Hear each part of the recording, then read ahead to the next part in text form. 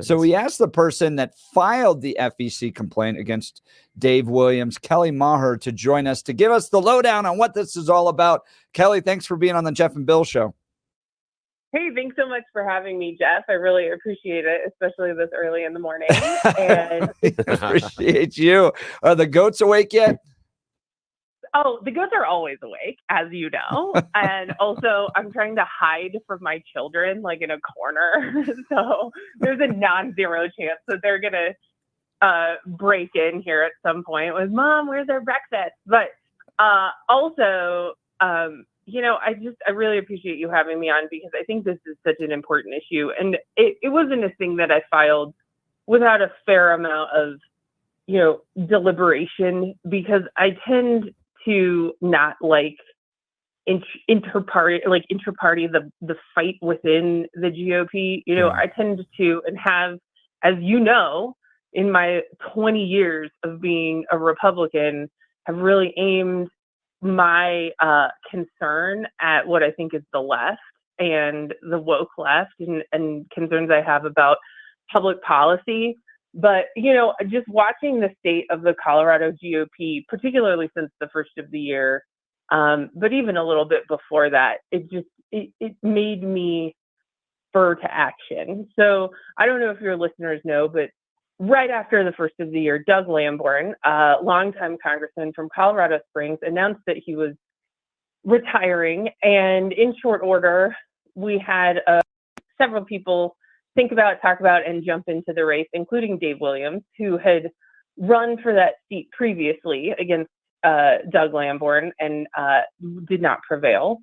And I watched him use the resources of the party that I have worked for and loved over the last 20 years for his own personal benefit. He announced his candidacy via the Colorado State GOP official email account, and then used the same email account to attack one of his primary opponents, and then went so far as to use the ever winnowing state party funds that are left by virtue of, I would argue, his impotence as a fundraiser and deliberate misunderstanding of what is the role of a state party chair, to then send a mailer attacking one of his primary opponents into the district, and then has the audacity to tell us, no, that's not a campaign mailer. I'm just standing up for our principles. That's false. It's false on its face. And, a lot of people have been unwilling to stand up to Dave Williams because he's a bully, because they're going to end up on the Rhino exposed or watched or whatever, right? Like he exacts punishment on those who stand up to him. And I finally just decided, this is it. I cannot do it. Dave Williams has been working really hard to try to frame this as a rhinos versus MAGA fight, but it is not. This is Dave Williams versus everyone, because Dave Williams is using state party resources for himself to the detriment of everyone else in the state. And I decided it was time to stand up. Let's talk about the merits of the case. We're talking with Kelly Maher. She's a political expert with Channel 9 News. What is it that you all are charging or seeking to investigate? It's that he didn't report things, that he's using state funds that should be going to general Republican campaign operations. He's using it for his own personal gain. What are the charges in your FEC complaint? So the charges are actually both. Number one, it is inappropriate for him to be using state party funds for his campaign for Congress. That is, and there have been, across the state, I have been really heartened to see the number of conflict of interest resolutions that have come out of the caucuses.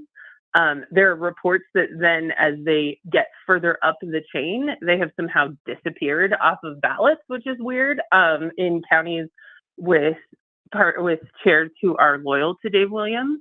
And so I've been really heartened to see that there are many members of the party that are standing up against him, because ultimately our party is a self-governing body, but we needed something formalized. And my concern is that he gave what is clearly an in-kind contribution to his own congressional campaign to the tune of like over $16,000 if you include both the postage and the print of the mail, and then additionally used state party resources inappropriately after, by the way, he came on the show that was in your time slot just previous with George Brockler and said, I'm going to play this right down the middle. And he told George Brockler he was going to play this down the middle.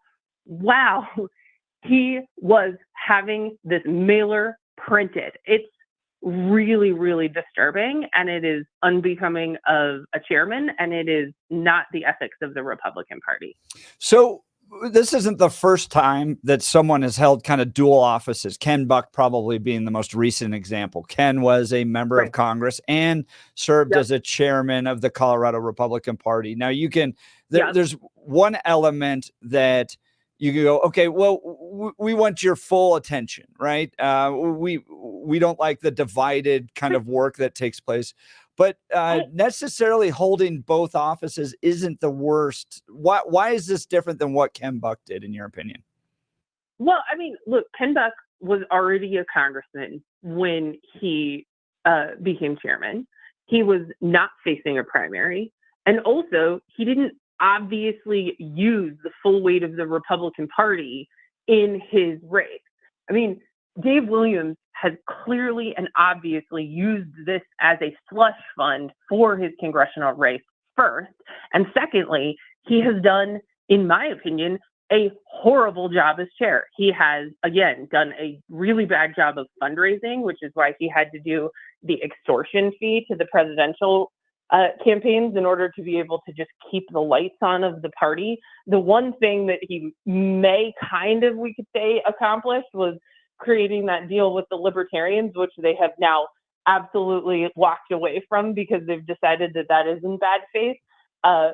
In terms of party growth, in terms of bringing more people to the table, in terms of the politics of math and addition, Dave Williams has been bad top to bottom, side to side. So, Kelly, again, why not then just seek to replace him during the next state assembly effort? I don't even know when that is, but when the chairperson would be up, why not go that route instead of filing an FEC complaint? Such a good question. Thank you very much. I think that we cannot allow this to stand. If we allow this precedent to exist, and if Dave Williams becomes a congressman this way, this becomes the path to Congress. The entire Republican Party has enforcement mechanisms, and they exist. And I think that those also should be exercised. But ultimately, it is upon us, it is incumbent on each of us as Republicans to stand up and say, whoa, this is not the path to Congress. This is not something that is acceptable for us. And so, and also, again, it is a self-governing body. And so if nobody stands up and says, this is wrong, then that becomes the norm. And this is clearly on its face, absolutely the wrong way to conduct business. Now, Kelly, I'm going to ask a question of people that might think that what Dave is doing is very positive. Yeah. And what I'm going to say is that we'll hear from the people that, that want to call people rhinos and put them on lists, that what you simply don't understand, Kelly Maher, here on the Jeff and Bill show, is that Dave surveyed the land and looked for all of the best candidates. And strangely enough, that best candidate was staring him at the mirror. It's the John Elway example that for years while he was running the Broncos, the best quarterback in the entire team was actually running the team, not on the field. And so he's looking at it going, like that John Elway. John didn't have the physical abilities to still step on that field and to lead us to victory. And you just don't understand the greatness and opportunity that has been presented itself for Mr. Williams, and that obviously he is the strongest and best choice of candidate, regardless of running the party or not. How would you respond to those claims? So a couple things. Number one, and most importantly, Dave Williams is no John Elway, like by any stretch of any imagination. I respectfully reject that analogy 100% on its face. But I get your point, and I think it's a really good one. And for those people, those few people who are still left in the party with Williams, like, if he was so good, and if he was in fact the correct candidate and he was the guy, then why would he need to game the system like this? Why, if he's so great, would this have to be so shady and corrupt? It doesn't require, if you are in fact the candidate with merit, to game the system in order to prevail if you're actually good at this. But what he is not, and then he just keeps trying to reframe it. This is MAGA versus rhinos. This is MAGA versus rhinos. That is wrong. It is Dave Williams versus the entire Republican Party, because he is cannibalizing everyone for himself. And that's not what John Elway did. John Elway built other people up, and that's what made him great. And Dave Williams is eating everybody else's lunch in order to try to get this congressional seat, because ultimately it's all aimed for his own benefit. Talking with Kelly Maher, she's a political commentator, filed an FEC complaint against Representative Dave Williams. He's former state rep Dave Williams, wants to be Congressman Dave Williams, and is now the chairman of the Colorado Republican Party. Kelly, back in 2016-17, ex-Congressman Bob Beaupre had to pay $17,000 in campaign finance fines.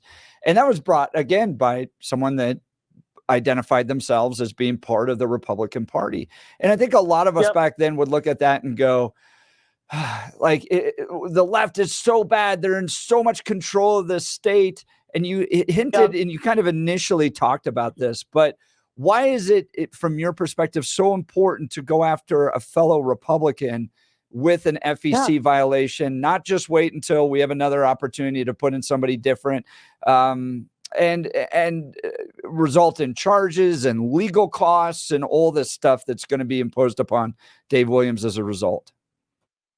Yeah, look, I stand by my decades long, as you know, record of being a Republican and being one who shows up and works for Republican issues, but everybody has a line in the sand, and this is mine.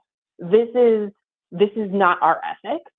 This is not who we are, and somebody needs to stand up to Dave Williams. He is a net drain on what it is to be a Republican in this state. There is a reason that people are leaving the Central Committee, the Executive Committee.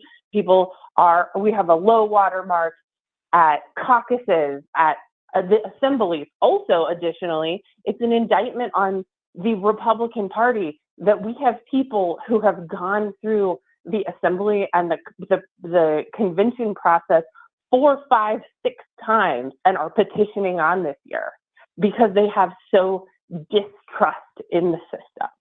We have to create a system of trust to have people re-engage. And Dave Williams, in his actions, is winnowing that trust to such an extent that it is harming the party that I have spent decades of my life dedicated to furthering. A senior campaign spokesperson for Williams blasted the complaint as a, quote, desperate attempt to yield, quote, fake news meant to damage the candidate. They linked this back to Jeff Crank. Jeff Crank is pathetic, as the FEC complaint is clearly a desperate attempt to hide his support for globalist candidate Nikki Haley and his record of being an open border lobbyist for Americans for Chinese prosperity in order to generate fake news against President Trump's endorsed candidate, Dave Williams. What's your response to their response to your FEC complaint? I mean, several things. Number one, Jeff, you've known me for a long time. Nobody tells me what to do, right? So this is not really, they can allege whatever they want because obviously they will. And that's what they do, right? Is they go for the ad hominem. They try to pivot and try, like that response actually speaks almost entirely to my point, which is that they do not address the thrust of it. They do not address the concerns of it. And quite frankly, if I were Dave Williams' spokesman, I would not be bringing up the word China or using that as an attack on anyone else, given the fact that Dave Williams himself, his only actual job has ever been importing Chinese plastic stuff while out to the rest of us talking about how he's America first. So the hypocrisy abounds in that quote unquote statement, and it perfectly encapsulates who he is. Now, Kelly, I want to return a little bit to what Jeff was talking about earlier and asking about just waiting possibly for the next election cycle or why it's important to do this now. And what I want to ask is, does this create more chaos and make it more difficult for the Republicans to gain ground this fall? Or is this more about cleansing the palate, that until we address these issues, regardless of what's going on in the electoral cycle, the Republicans can't win because inside the party, the system's broken? Can you address that? Yeah, absolutely. Thank you. That is also a super good question. I think that we have to have a situation, if we as Republicans are going to be able to stand up on any kind of platform of credibility, that doesn't include this corrupt hypocrisy. Because Dave Williams' approach to this has been exactly what people have accused Republicans of for years and years. And ultimately, politics is a game of addition, not subtraction. And so I see this kind of as an immune system kicking in, right? Like this is us saying we need to be healthy and we need to be the best version of ourselves with a clear version of what is or is not the Republican Party in order to be able to get anyone else to support us. And ultimately, Dave Williams and his approach and his actions here have demonstrated to others and to everybody outside and Colorado voters and even people within the party who are fed up with it, that this is not the kind of thing that they can support. Can you talk a little bit about the process? So now that this has been filed, I'm not an attorney. I'm not an FEC attorney, and you may not know the full details of the process, but is there an investigation that takes place? Who ultimately determines whether a violation takes place? So I have requested an investigation. I have requested that the FEC come in and conduct an investigation in my complaint, which I tweeted out. I think, Jeff, you have a copy of it. I laid out the fact patterns and also all of the evidence to buttress every single point that I made in the complaint. And so my request of them is to come in, investigate, and make a ruling. I mean, and ultimately, it's a pretty straight line. And Dave Williams isn't, in fact, shying away from it, right? Like, he's not saying, oh, I had nothing to do with that attack mailer against my opponent. He's like planting the flag and saying, yeah, I did this. Come at me, right? This is the kind of thing that if somebody doesn't stand up and say that this is unacceptable, this becomes the norm, and this is not who we are as Republicans. Kelly Maher, political commentator, filed an FEC complaint against Dave Williams, chairman of the Colorado Republican Party and candidate for Congress in Congressional District 5, which will cover the Colorado Springs area. Tomorrow, we're going to be down at the State Assembly. I've asked Dave Williams to come on the program, and we'll ask him about his side. So I hope he'll join us. I know he's got a very busy day trying to manage an event like that, but we'll be down there from 9 a.m. to 1 p.m. So traditionally, Peter Boyle's show, Bill and I will be taking it over this weekend just to cover the Republican Assembly down in Pueblo. So you're not going to want to miss that. We'll get his response. But Kelly, I really appreciate you. I know you got a whole morning kicking off with kids and goats and all the activities on your ranch. So I really appreciate you taking the time to be on the Jeff and Bill show. I really appreciate you guys having me. Thank you for such good questions. I think it's really important that we have these conversations. We appreciate you, Kelly. Jeff and Bill, weekday mornings from 6 to 10 on News Talk 710 KNUS.